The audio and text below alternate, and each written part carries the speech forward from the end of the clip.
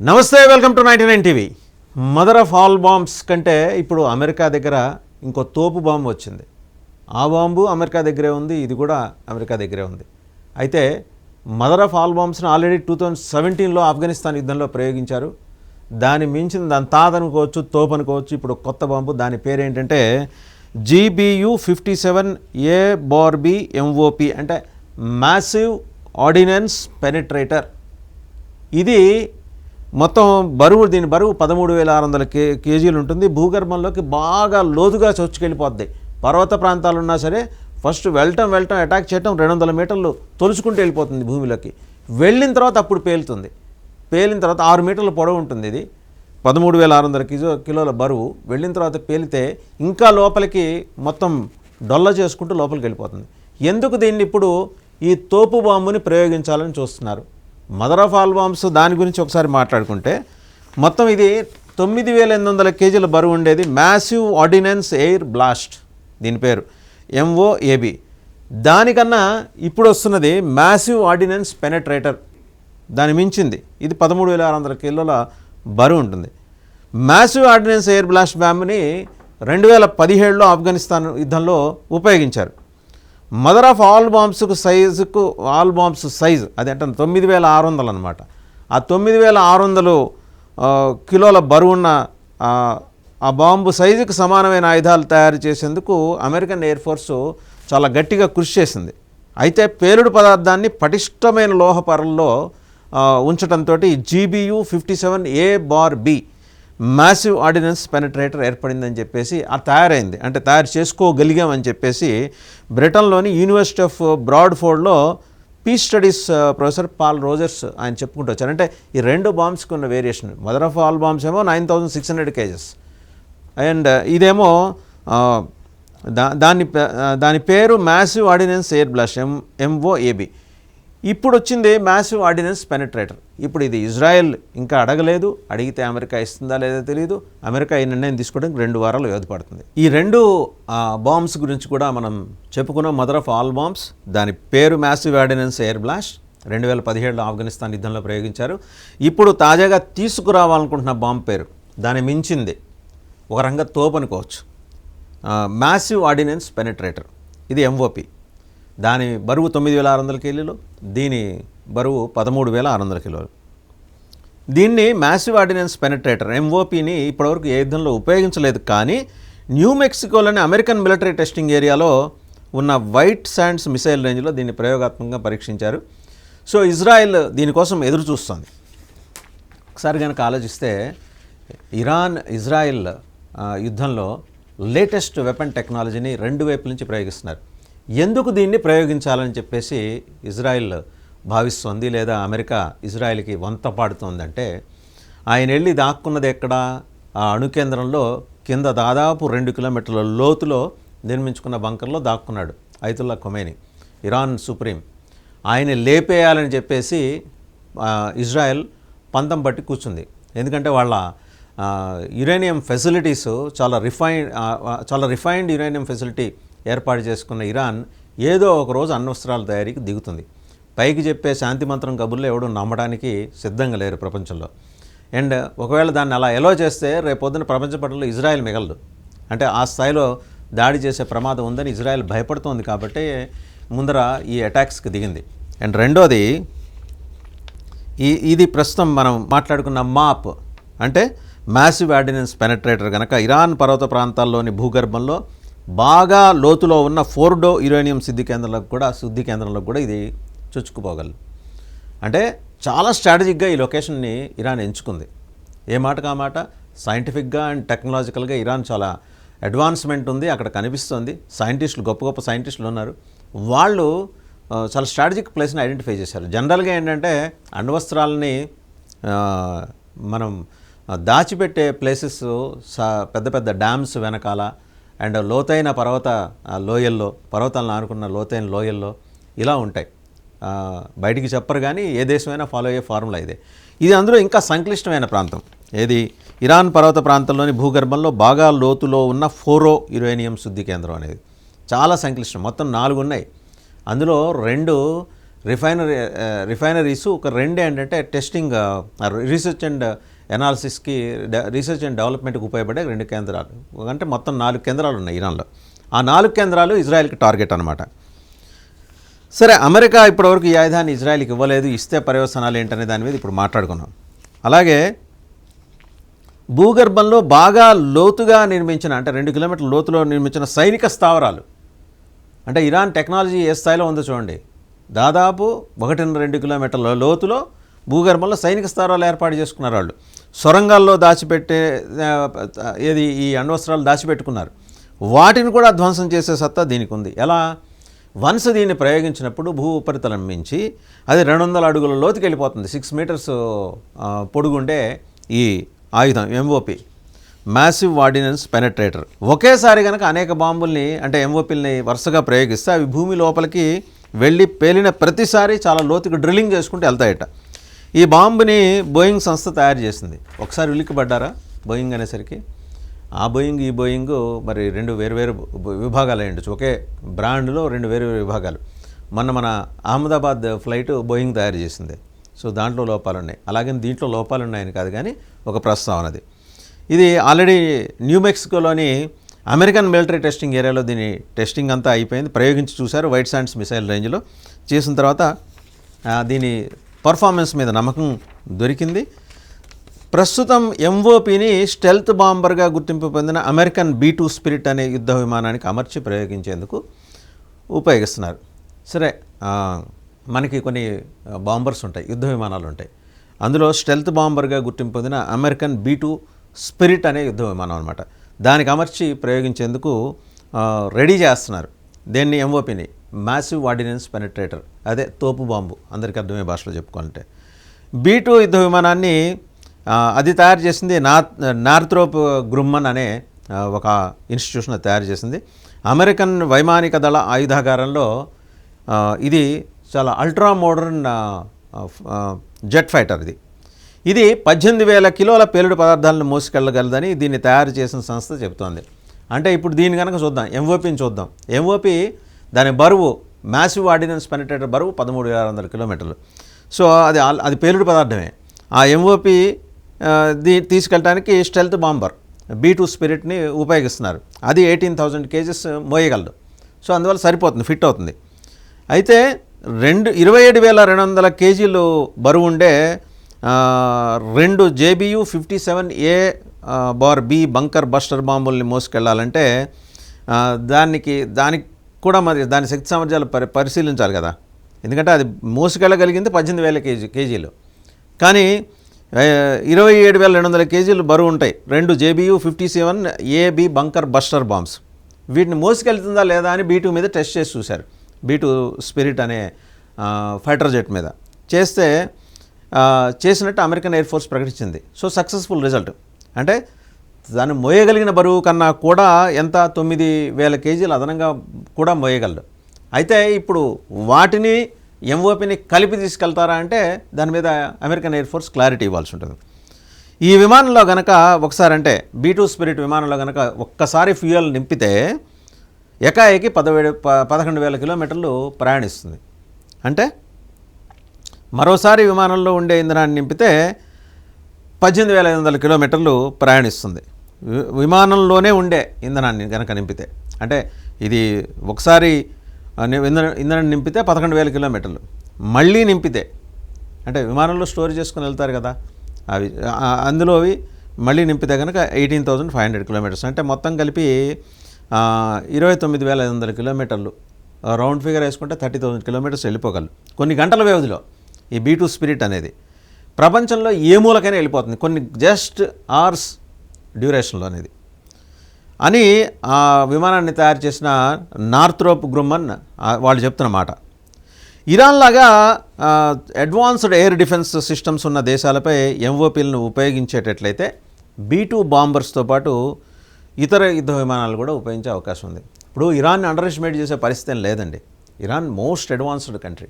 వాళ్ళు చూడటానికి రిలీజియస్ ఫండమెంటలిస్టిక్ కంట్రీగా కనిపిస్తారు, కానీ వాళ్ళు సైన్స్ అండ్ టెక్నాలజీ మీద వాళ్ళు చేసిన పరిశోధన 1974 వాళ్ళ రాజు షా ఉన్నప్పటి నుంచి కూడా, ఆయన కూడా విజనరీ లీడర్, సరే ఆయన కర్మకాలి దిగిపోవటం, తర్వాత ఐతుల్లా ఖొమైనీ హస్తగతం చేసుకొని ఓ ఫండమెంటలిస్టిక్ నేషన్గా అది మేనిఫెస్ట్ అయింది ప్రపంచంలో. కానీ ఆయన విజన్ ఉన్న లీడర్ ఆ రాజు షా. అప్పటి నుంచి ఇన్ఫ్యాక్ట్ అప్పుడు కాదు 1957లోనే they have arrived in to an understanding with United Nations Organisation. ఏది అణ్వస్త్ర నిరోధక ఒప్పందానికి సంబంధించి సంతకాలు పెడుతూనే శాంతియుత ప్రయోజనాల కోసం మేము తయారు చేసుకుంటామని 57 మాట అండి. తర్వాత 74 కొన్నాళ్ళు ఒక 5 ఏళ్ళు మందగించింది. 79 నుంచి ఎప్పుడైతే ఇరాన్కి కాన్ఫ్లిక్ట్ బాగా ముదిరిపోయిందో అప్పటి నుంచి ఇరాన్ సైంటిఫిక్గా చాలా పనిచేస్తూ వస్తుంది ముందరికి. అందులో భాగంగానే ఇరాన్ కూడా సమకూర్చుకుంది అత్యాధునిక ఆయుధాలని. అలాంటి ఇరాన్ ఉన్న అడ్వాన్స్డ్ ఎయిర్ డిఫెన్స్ సిస్టంలో ఉన్న దేశాలు మనకు కూడా ఉంది, ఇంకా 4-5 కంట్రీస్ ఉన్నాయి అడ్వాన్స్డ్ ఎయిర్ డిఫెన్స్ సిస్టమ్స్. వాటి మీద ఎంఓపీలను ఉపయోగించేట్లయితే B-2 స్టెల్త్ బాంబర్స్ని పంపించాల్సి ఉంటుంది. దాంతోపాటు ఇతర యుద్ధ విమానాలను కూడా ఉపయోగించే అవకాశం ఉంది. ఉదాహరణకి ఎయిర్ డిఫెన్స్ వ్యవస్థలను ఇప్పటిదాకా ధ్వంసం చేయడానికి F-22 స్టెల్త్ విమానాలని వాడుతూ వస్తున్నారు. బట్ ఇప్పుడు సీన్ మారుతుంది. అంతర్జాతీయంగా 3వ ప్రపంచ యుద్ధం దిశగా మనం నడుస్తున్నాం కాబట్టి F-22 స్థానంలో ఈ కొత్త B-2 స్పిరిట్ రాబోతోంది. ఈ దాడి విజయవంతమైందా, సక్సెస్ అయిందా లేదా మళ్ళీ ఇంకోసారి దాడి చేయాలా అనే దాన్ని విశ్లేషించేందుకు ఈ డ్రోన్లని ఉపయోగిస్తారట. ఉపయోగించి ఆ అసెస్మెంట్, ఎడ్యుకేషన్, ఎవాల్యుయేషన్ బట్టి ఫర్దర్గా ప్రొసీడ్ అవుతారు. అయితే అమెరికా దగ్గర వెరీ లిమిటెడ్ నెంబర్లోనే ఎంఓపీ బాంబులు ఉండొచ్చేమో అనేది ప్రొఫెసర్ రోజెస్ చెప్తున్నమాట. ఈ తరహా బాంబులు అమెరికా దగ్గర బహుశా 10 లేదా 20 ఉండొచ్చు. ఉదాహరణకి 10-20 ఉన్నాయి అనుకుందాం. ఇరాన్లో ఎన్ని ఉన్నాయండి? 4 అణుస్థావరాలు ఉన్నాయి. నంతాజ్తో పాటు ఫోర్డోతో పాటు ఇంకొక 2. ఫోర్డో అనేది చాలా క్రిటికల్, అంటే బ్రహ్మాండంగా శుద్ధి చేసిన అరౌండ్ 87.3% ప్యూర్ యురేనియం అక్కడ ఉంది. అది చాలా కీలకం. ఆ యాక్యురసీ కనుక 90%కి చేరుకుంటే అణుబాంబులు తయారు చేసుకోవడానికి దాన్ని యురేనియాన్ని ఉపయోగించుకోవచ్చు. ఇప్పుడు ఇరాన్ అది చేయబోతుంది కనుక అది ఇజ్రాయెల్ కంటెన్షన్ కానీ యుఎస్ కానీ ఇన్వాల్వ్ అవుతుంది. ఇంకా అలాగే నతాంజ్, ఇందాకే చెప్పాం, నతాంజ్ అండ్ ఫోర్డో. నతాంజ్ ఈ స్థావరం ఏంటంటే తెహ్రాన్కి నైరుతి వైపున 95 కిలోమీటర్స్ దూరంలో ఉన్న ఖోమ్ అనే సిటీకి దగ్గర ఉన్న పర్వతాల్లో ఉంది ఈ నతాంజ్. ఇప్పుడు ఐతుల్లా ఖొమైనీ ఇక్కడే ఉన్నాడని చెప్పేసి అమెరికాకి అనుమానం, నమ్మకం కూడా.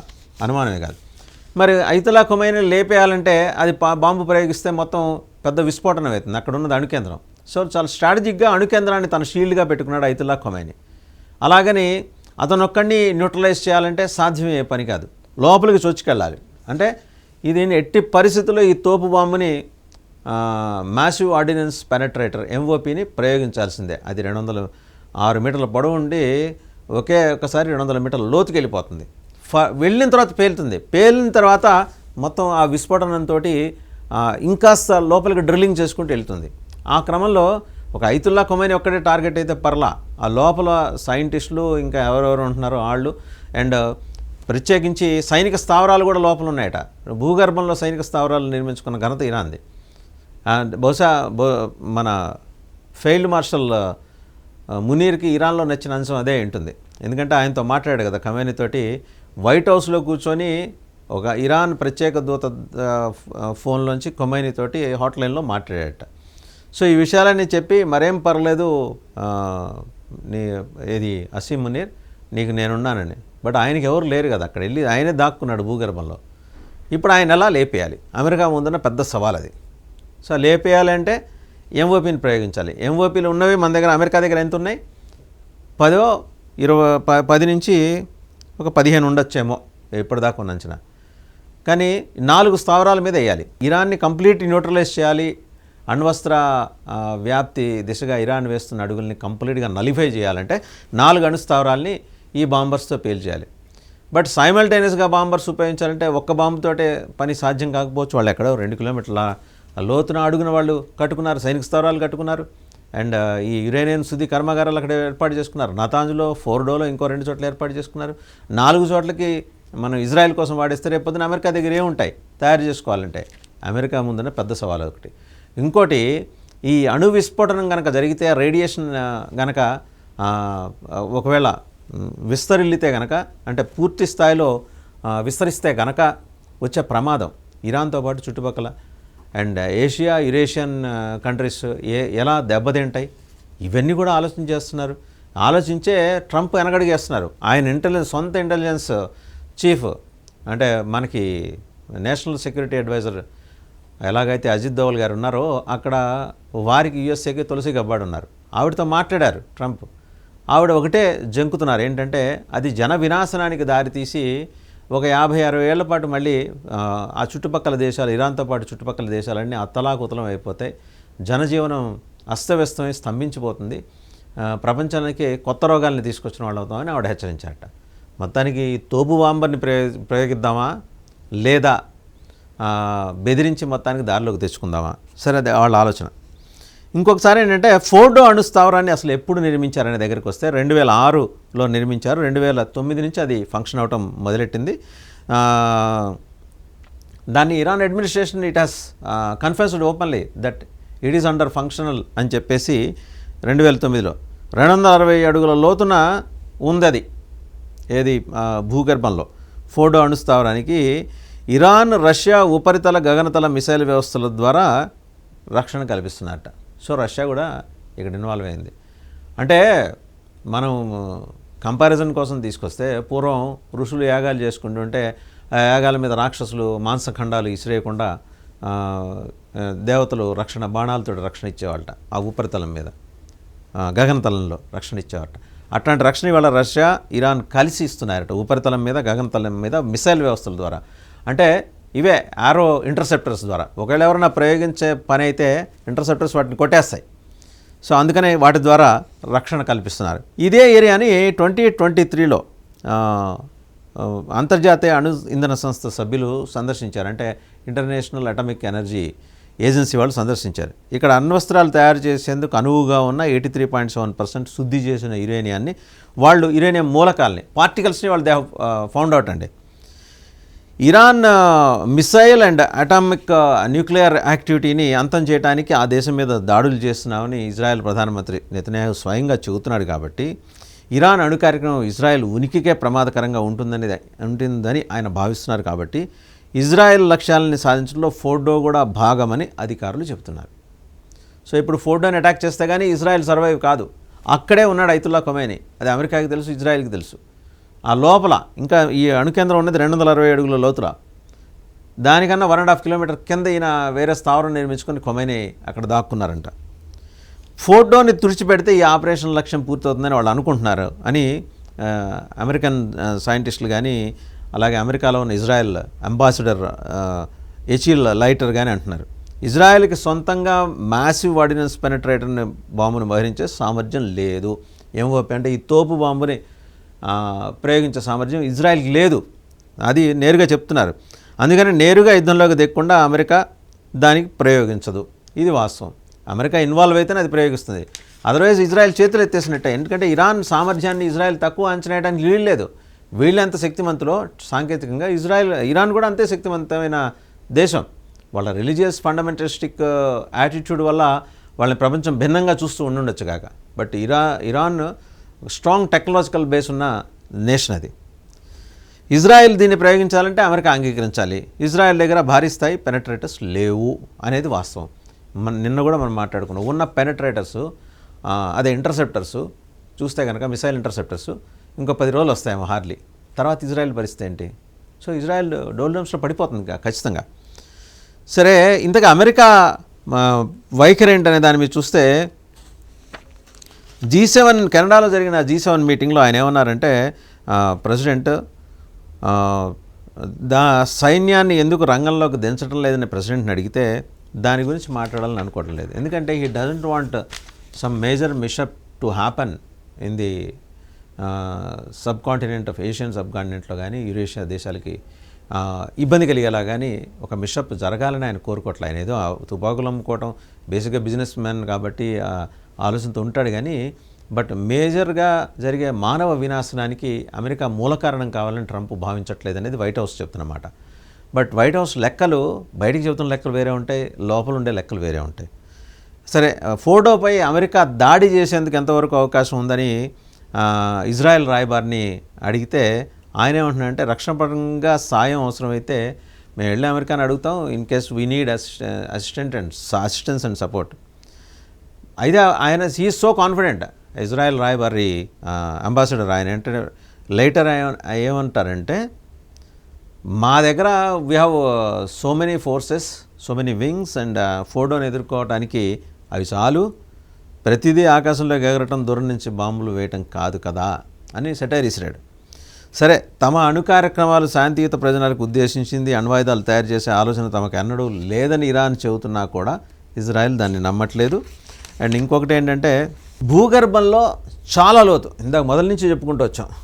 సరే, ముందర చెప్పుకున్న మదర్ ఆఫ్ ఆల్ బాంబ్స్ ఏమో దాని కెపాసిటీ 9600 kgs మోసుకెళ్తుంది. B2 స్పిరిట్కి అనుసంధానం చేసి ఇంటిగ్రేట్ చేసి దాన్ని పంపాలి. అది ఆల్రెడీ ప్రయోగించారు 2017లో. ఇంకోటి రెండోది తోపు బాంబు, ఇదేంటంటే MOP, మ్యాసివ్ ఆర్డినెన్స్ పెనట్రేటర్. ఇది కనుక ప్రయోగిస్తే ఫోర్డో ఎగిరిపోతుంది, ఫోర్డో అణుస్థావరం ఎగిరిపోతుంది. కానీ అది వస్తుందా, ముందుకు వస్తుందా, ఆ ధ్వంసం చేయడానికి రాదా అనేది ఒక $1 మిలియన్ ప్రశ్న. భూగర్భంలో మరి చాలా లోతులో ఉన్న ఈ అణుస్థావరాలు, దీంతోపాటు ఇంకో 3, నతాన్స్, ఫోర్డోతో పాటు ఇంకో 2, వీటిని ధ్వంసం చేయాలి అంటే ఇజ్రాయెల్, అమెరికా సహాయం తీసుకోవాల్సిందే.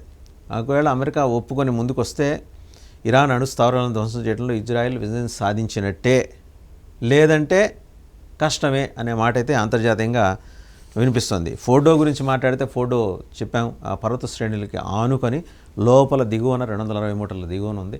దానికన్నా దిగువన 1.5 కిలోమీటర్స్ లోతులో ఐతుల్లా ఖొమైనీ స్థావరం ఉంది. దాన్ని ఆనుకొని సైనిక స్థావరాలు ఉన్నాయట. ఇంత అడ్వాన్స్డ్ టెక్నాలజీతోటి ఇరాన్ వెళ్తున్నప్పుడు ఇజ్రాయెల్ ఏ మేరకు ఇరాన్ని కంటైన్ చేయగలదు అమెరికా సాయం లేకుండా? These are all the questions. ఈరోజు బ్యాటిల్ గ్రౌండ్ మీద కనిపిస్తున్న ప్రశ్నలు, సైన్యం కనిపించట్లా, క్వశ్చన్ మార్క్ తోటి జనాలు కనిపిస్తున్నారు. చూద్దాం ఏం జరుగుతుందో.